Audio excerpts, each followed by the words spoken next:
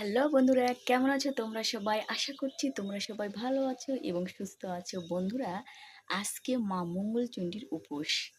তাই উপোস আছি বলে আমি সকাল সকাল ময়দা রুটি ভাজবো। দেখুন, এখানে গ্যাসে আমি জল দিয়েছি এবং এ জলে আমি লবণ দিয়েছি।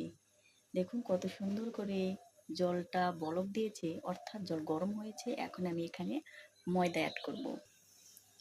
এই দেখুন বন্ধুরা, এখন আমি এখানে দিচ্ছি ময়দা।